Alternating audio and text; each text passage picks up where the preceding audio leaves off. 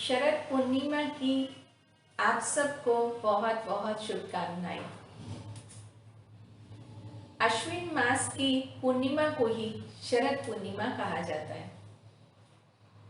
अब वर्षा ऋतु जा रही है और शरद ऋतु का आरंभ हो रहा है।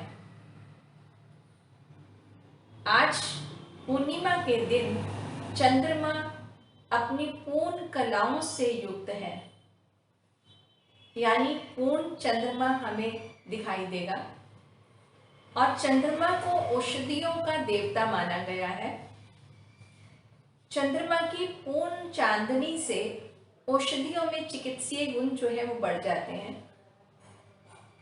इसीलिए चंद्रमा का स्वास्थ्य के साथ बहुत बड़ा संबंध माना गया है।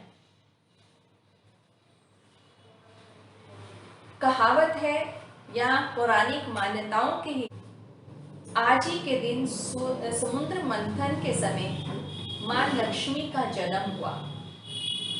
तभी चंद्रमा और मां लक्ष्मी का पूजन भी पूर्णिमा के दिन, स्पेशली शरद पूर्णिमा के दिन किया जाता है।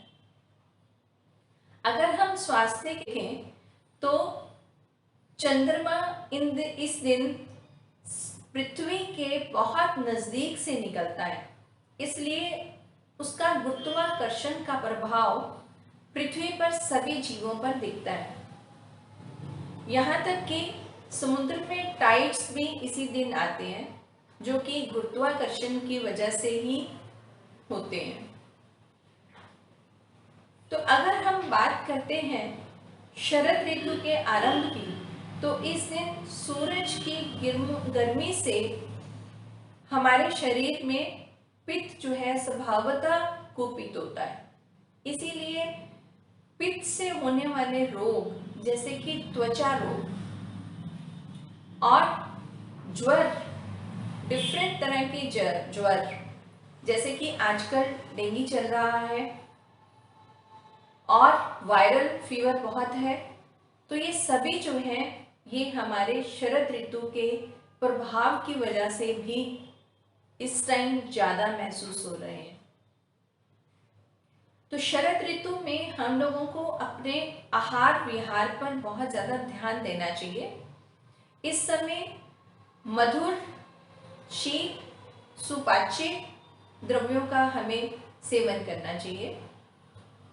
घृतपान, रक्तमोक्षण, विरेचन आदि क्रियाएं हमारे लिए बहुत फायदेमंद है। जिस व्यक्ति का पित्त स्वभावतः बड़ा होता है, उसके लिए विरेचन बहुत अच्छी प्रक्रिया है और इन दिनों में पेट साफ होना चाहिए ताकि पित्त का प्रकोप ना हो।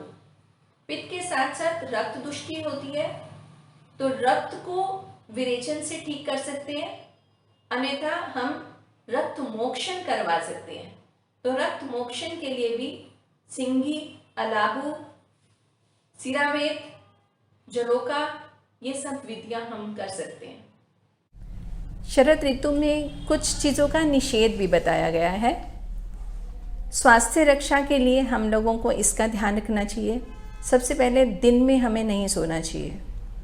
तेल और वसा से बनी हुई चीज़ों का सेवन हमारे लिए बहुत ज़्यादा लाभदायक नहीं है।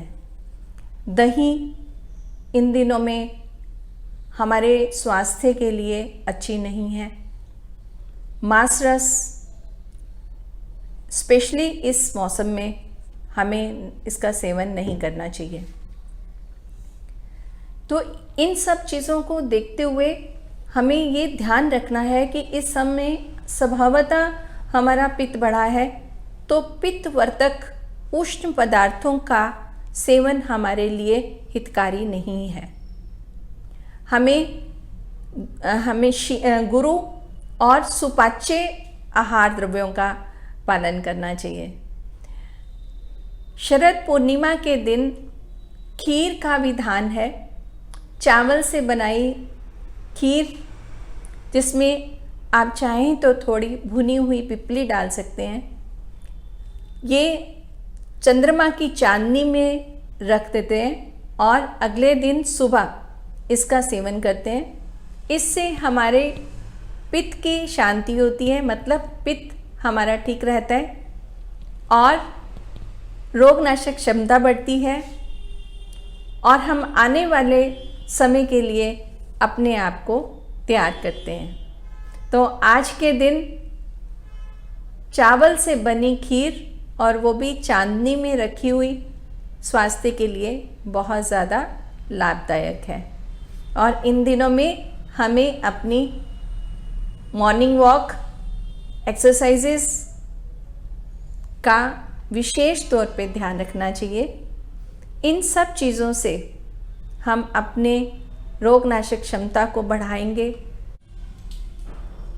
एक बार फिर शरद पूर्णिमा की आप सबको बहुत बहुत शुभकामनाएं और आशा है कि आप अपने स्वास्थ्य को ठीक रखेंगे और शरद ऋतु का पालन करेंगे। धन्यवाद।